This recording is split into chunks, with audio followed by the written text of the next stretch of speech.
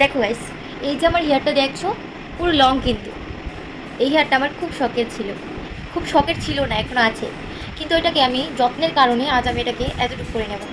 খুব যত্নের অভাব হচ্ছে হেয়ারে, যেহেতু বেবিও ছোট আর হেয়ারগুলো খুব খুব পড়ছে। তারপর আমার এগুলো দেখে আমার ভীষণ কষ্ট হচ্ছে। তো এগুলোকে এখন কেটে নেব। তো এই এতটুকু করে নেব। আর আমি তো মোটামুটি কাটিং জানি, তো সেভ করবো। তো এই দেখো আয়নার মধ্যে ব্যাক ক্যামেরা দিয়ে তোমাদেরকে দেখাচ্ছি। এই দেখো আমার হেয়ারটা কতটুকু আসে, দেখেছো তোমরা?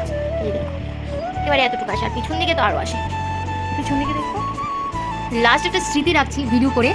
তো খুবই খারাপ লাগছে। আর আমার সত্যি কথা বলতে আমার না আর লং হেয়ারের খুব শখ ছিল, তারপর স্ট্রেটনিংয়ের পরে আমার লং হেয়ারের শখটা মিটে গেছে। আর এখন আমার শর্ট হেয়ারের খুব শখ, তো তার জন্য করে নিচ্ছি। তো দেখো আমি কীভাবে কাটছি, মানে আমার খুব কষ্ট হচ্ছে, আবার ভালো লাগছে, এরকম ফিলিংস হচ্ছে। তো দেখো আমার একটা হেয়ার প্রবলেম তোমাদেরকে বলছি, যদি কোনো দিন হেয়ার স্ট্রেট করো তাহলে একটু ভালো কোয়ালিটির এবং দামিটা করবে। আর মিনিমাম 6 মান্থ পর পর হেয়ার স্পা করবে। যদি না করতে পারো তাহলে হেয়ার স্ট্রেটনিং করতে যেও না। শখ করে আমি ক্লাস 11-এ থাকতেই স্ট্রেটনিং করে নিয়েছিলাম।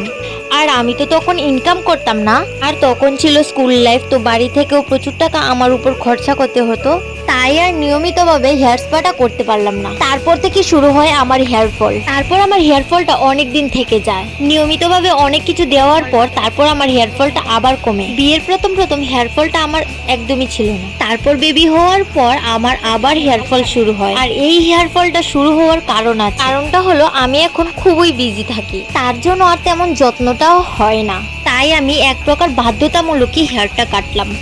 এখন তোমরা বলবে আমি এত কি বিজি যে হেয়ারের যত্ন করতে পারি না। আসলে আমি যখন ফ্রি হই তখন আমি ভিডিও এডিট করি আর ভিডিও বানাই। তো বন্ধুরা, আমার হেয়ারের প্রবলেমটা তো আমি তোমাদেরকে বলে দিলাম। তোমাদের যদি কোনো হেয়ার প্রবলেম হয় তাহলে অবশ্যই কমেন্টে বলো।